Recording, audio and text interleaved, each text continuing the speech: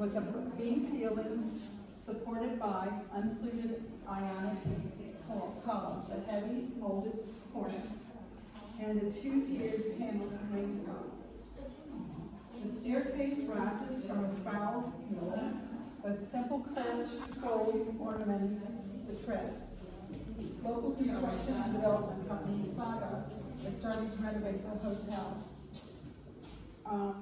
Two tragic ghosts have been seen or sensed in the hotel tonight.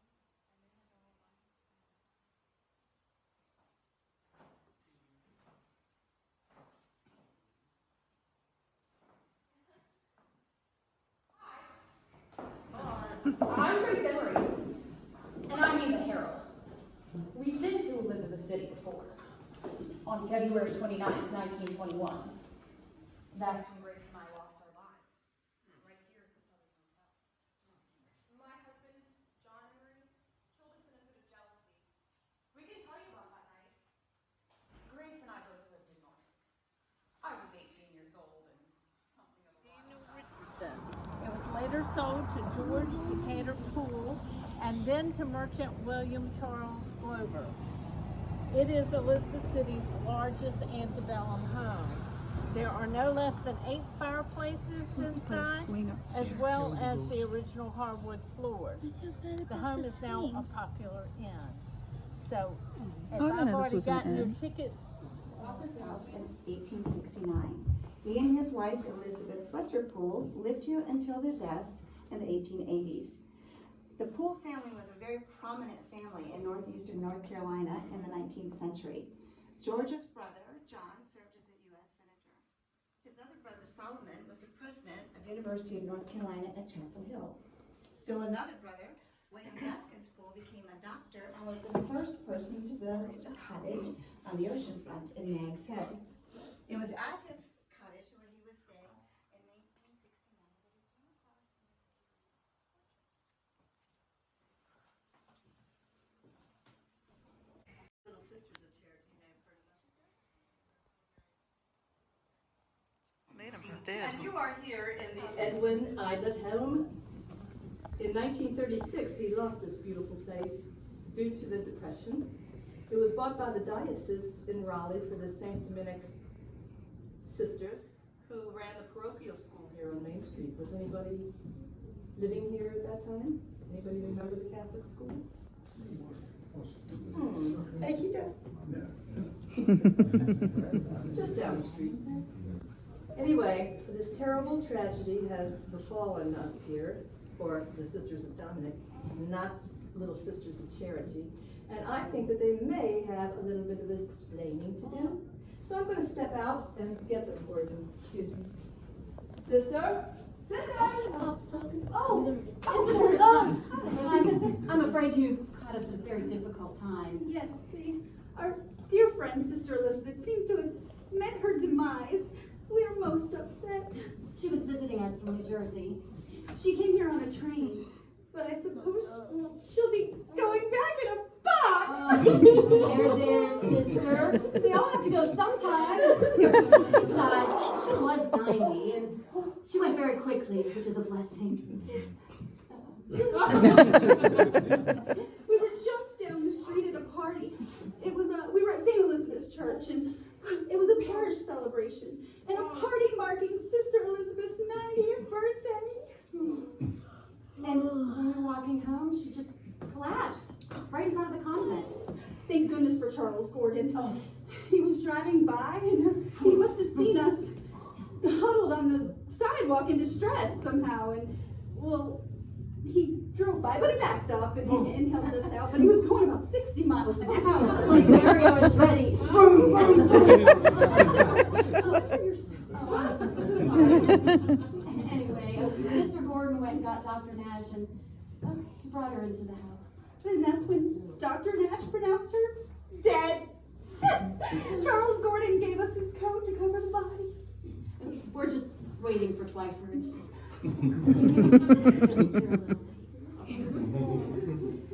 Sister, do you think there's any chocolate cake left at the party? For shame, sister. How can you think of food at a time like this? Why, you know when I get desires override your spiritual being. Yeah, pretty much. Well, you can say 10 Hail Marys for that. Like, you don't want a piece of cake. Well, actually, it's the chocolate chips that they're calling my name. In that case, I don't think there's any reason we need to stick around here. Could you let the caretaker know that, well, Sister Elizabeth's ready? Oh, and if you see Charles Gordon, can you let him know she has his coat? Do you think there's any sleigh cards left? Oh, I hope so.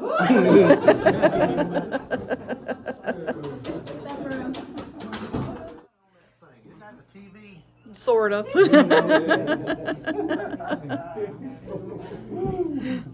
I just got back from Currituck blowing up a steel a little on the tired side. Anybody here live in Currituck?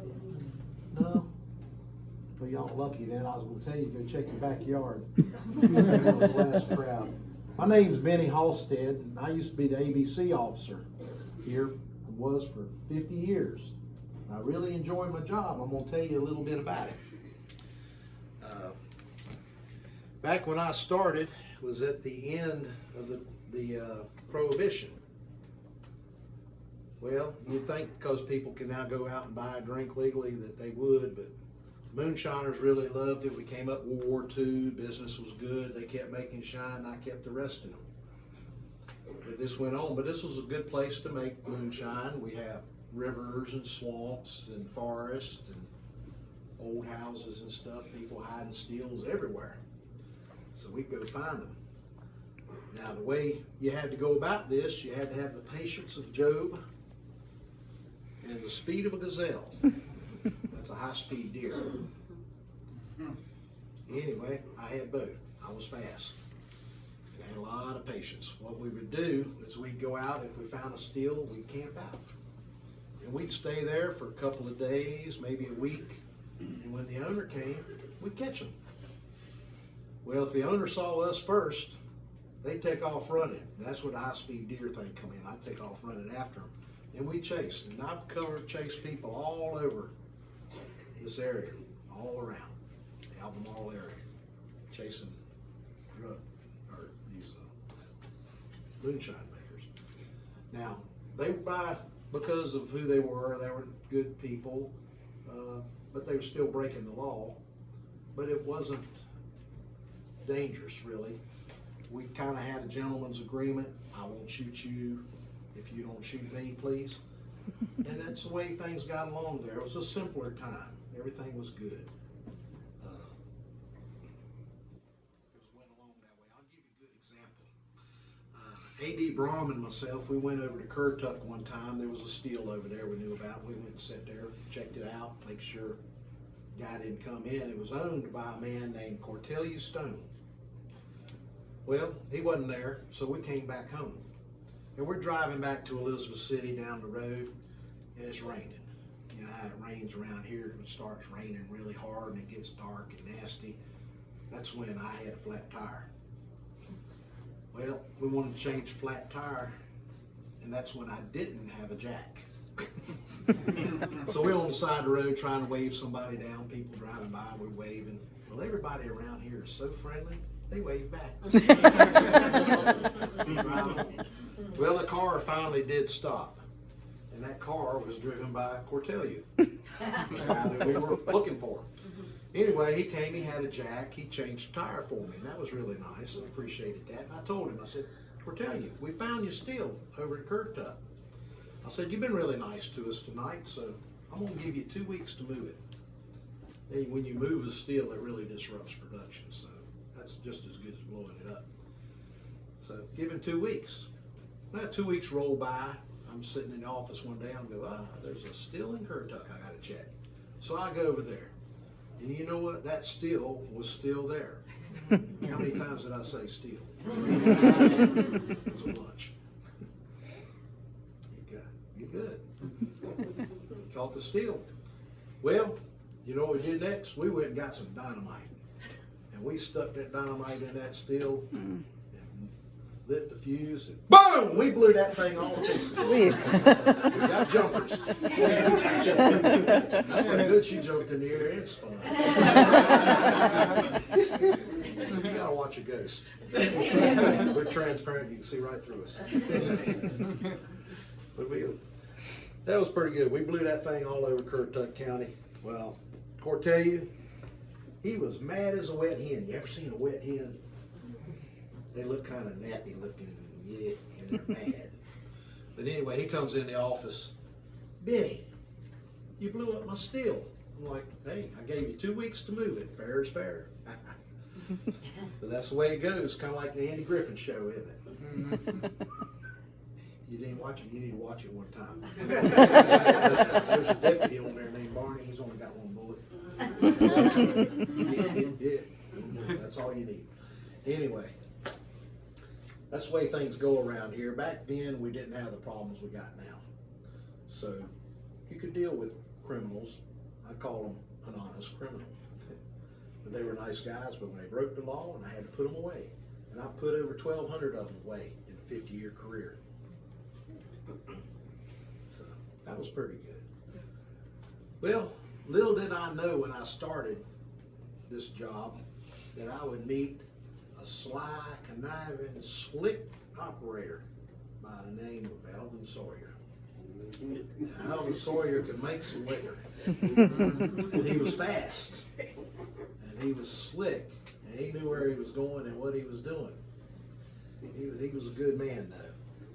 As the years went by, I got to liking him and he got to liking me. And that was pretty much the way it always went anyway. Well, we went to his house one time to get him. And knocked on the door. Alvin comes to the door. Hey, Benny, what you got? I said, I got a warrant.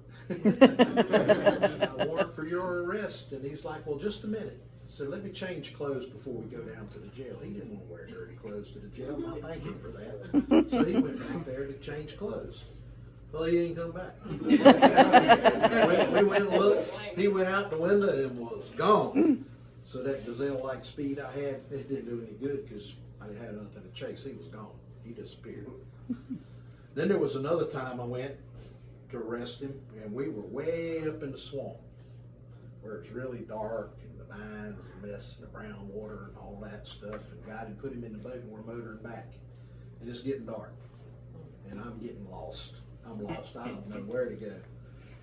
Alvin pipes up. Hey, Benny, I know the way home, but you got to let me drive the boat. Okay. Where can you go? You know, if it was a car and you're on the road, yeah, you can get away, but he's driving a boat. You're in the Pastank River. Where can you go? So I let him drive the boat. Besides that, I like the guy. So we're motoring along. Well, I didn't know, but he's a no-boat driving fool. He come around the corner and banged into the bank. I rolled in the bottom of the boat like a mullet flopping around. He jumped out laughing and running through the woods. I was like, oh, that's terrible. I learned my lesson, though, because one other time I went up there to get him in the swamp, caught him, put him in the boat. This time I drove, and I knew where I was going, so I'm not getting lost. So we're motoring along. All of a sudden, he just stands up in the boat, jumps over the side. I'm like, where'd he go? When we rode around, he never came up. Now, this is starting to upset me because I did like the guy. I mean, even though he did make a lot of liquor, I had to arrest him, but we couldn't find it, so we went back home. And heard about it. He was back in town a couple of days. Turns out there was a hollow log right there where he jumped out. It had an air pocket in it. He jumped out, crawled up that log, and was in there waiting for us to leave. He got away. He was a good guy. He made good liquor. I put him in jail 3 times. I sent him to federal penitentiary. He came back and he never stopped. He didn't stop making liquor. He just kept on going. That was his job. He didn't drink a drop. He sold it. That was his business. Just like Sears and Roebuck, I guess. Keep on making it. Keep on making it. Let's keep on going. He's also a Sunday school teacher. He got arrested one time before a camping trip, and the kids didn't get to go on the camping trip. They were kind of mad about that. If you ever see Dickie Sanders in town, you can ask him about that one. He'll tell you the whole story. He was in a Sunday school class, and he was mad because he didn't get to go camping.